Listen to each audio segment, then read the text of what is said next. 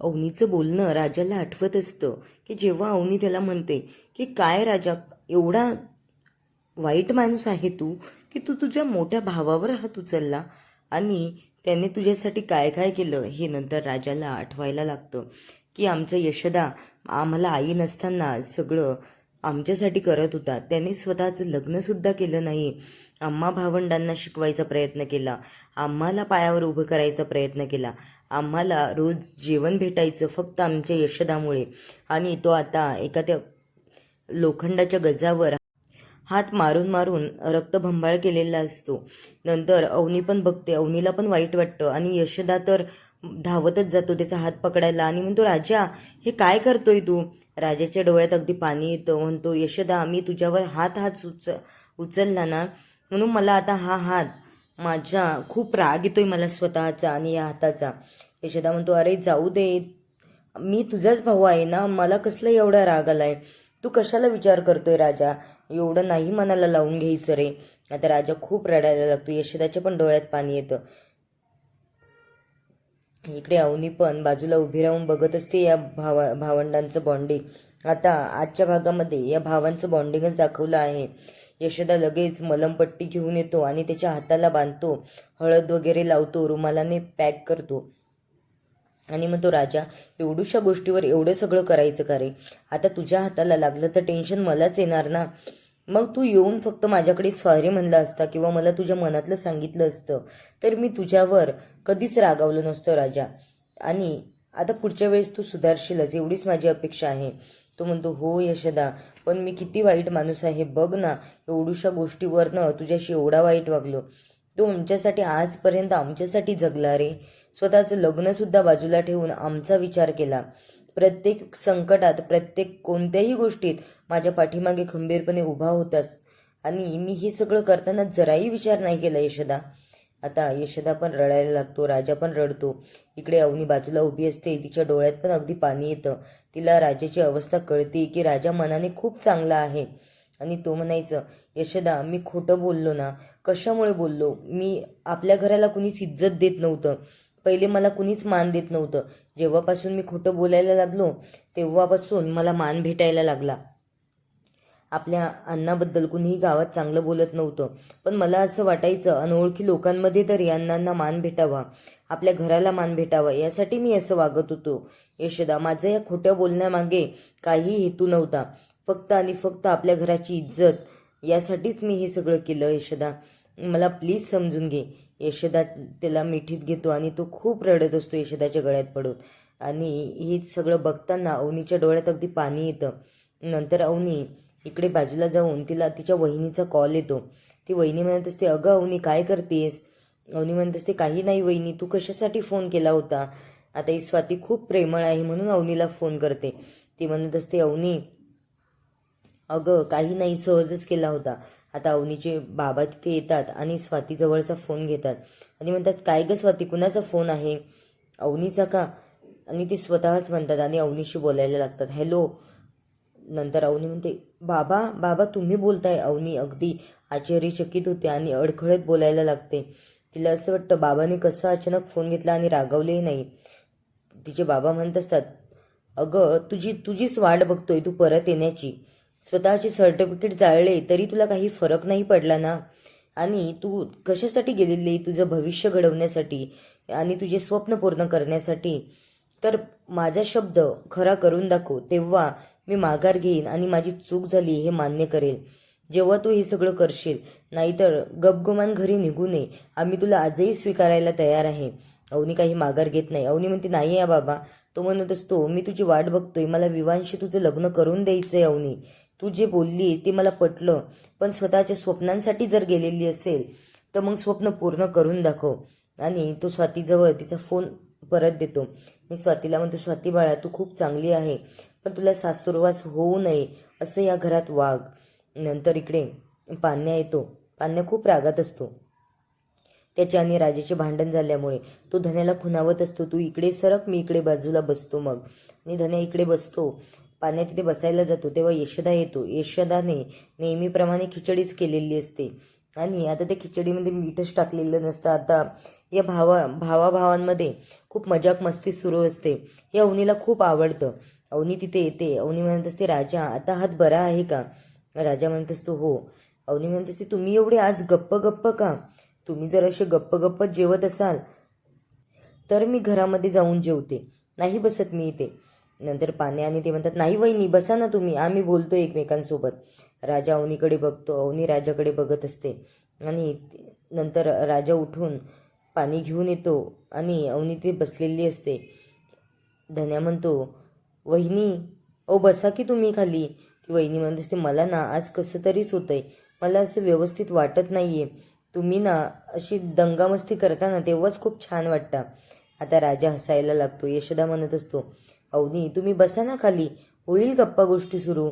पण अवनी काही खाली बसत नसते. धन्या पण खूप रागाने बघत असतो. त्याला असं वाटतं, वहिनीला काय झालंय परत? वहिनी घर सोडून तर नाही जाणार ना?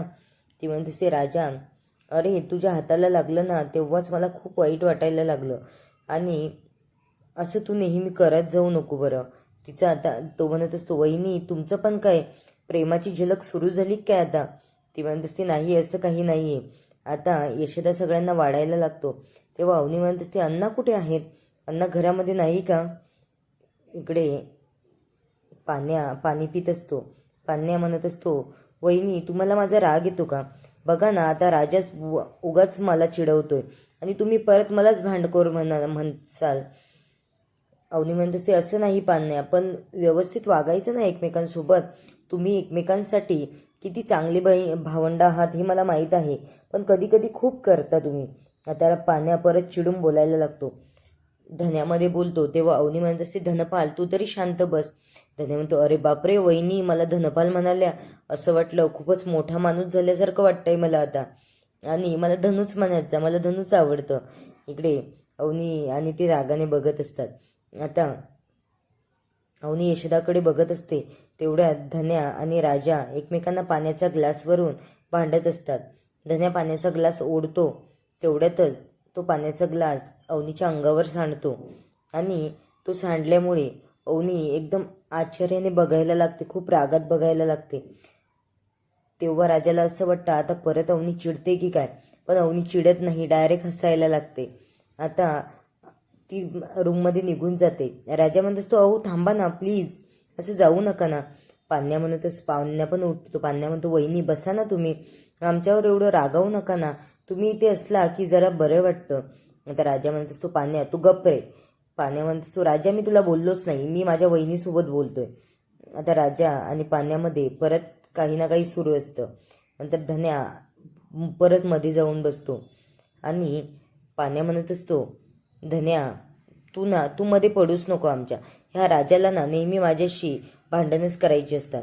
आता हे दोघे जण एका बाजूला उभी करते अवनी, आणि अवनी त्यांना म्हणत असते, तुम्ही जेव्हा जवळ बसाल ना तेव्हाच तुम्ही व्यवस्थित एकमेकांसोबत गप्पा मारा, म्हणजे तुमचा राग पण दूर होईल आणि सगळं काही व्यवस्थित होईल. आता धन्या म्हणत असतो,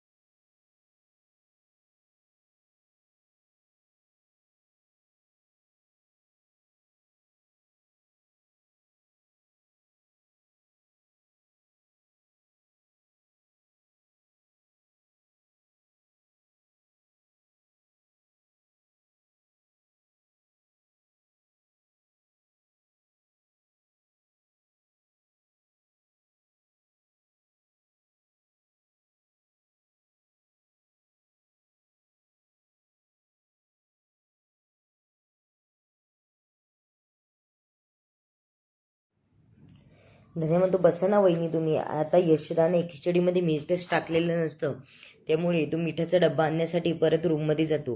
हा यशोदा खूप चांगला आहे. अवनीला सुद्धा स्वयंपाक येत नाही, तरी हा सगळ्यांसाठी स्वयंपाक बनवतो. त्याला जे काही बनवता येईल ते. आता अवनी जेवण झाल्याच्या नंतर बाहेर उभी असते आणि आत्याचं बोलणं तिला आठवतं की हा अण्णा ना खूप दुष्ट माणूस आहे. त्याला त्याची बायको सोडून नाही गेली, त्याने ठार मारलंय त्याच्या स्वतःच्या बायकोला. आता अण्णा दारू पिऊन आलेला असतो, त्यामुळे झुलत डालत येत असतो आणि त्याने अवनीसाठी चिक्की आणलेली असते. अवनी बाहेर उभी असते तेव्हा तो म्हणतो, मुलांना सांगू नको, आणि ही चिक्की मी फक्त तुझ्यासाठी आणली सुनबाई, ते खाऊन घे. आता ती तो कागद उघडते, तिला त्यामध्ये जाहिरात बघायला भेटते की त्या लोकेशनला रूम भाड्याने मिळेल. आणि ती आता उद्या विचार करते की आपण तिथे जाऊन चौकशी करावी. तिथे जर रूम भाड्याने भेटली तर राजालाही सांगायला नको की मी हे घर सोडून चालले, आणि कुणाला माहीतही होणार नाही. पण तिला अण्णा थांबवतात. आता उद्याच्या भागामध्ये आपल्याला बघायला भेटेलच, अण्णा तिच्यासोबत बोलत असतात की अवनी बाळा कुठे चालली तू. अण्णा त्या कुऱ्हाडीला धार लावत असतात आणि काहीतरी बोलत असतात. आता अवनीला खूप भीती वाटते की अण्णा मला तर काही करणार नाही ना, पण अण्णा अवनीला खूप जीव लावतात आणि अवनी विचारच करत असते आता यांना सांगावं की नाही, पण ती काही सांगत नसते. आता उद्याच्या भागामध्ये आपल्याला कळेलच अवनी खरंच घर सोडून जाते की तिला अण्णा जाऊच देत नाही. हे बघणं खूपच रंजक ठरणार आहे.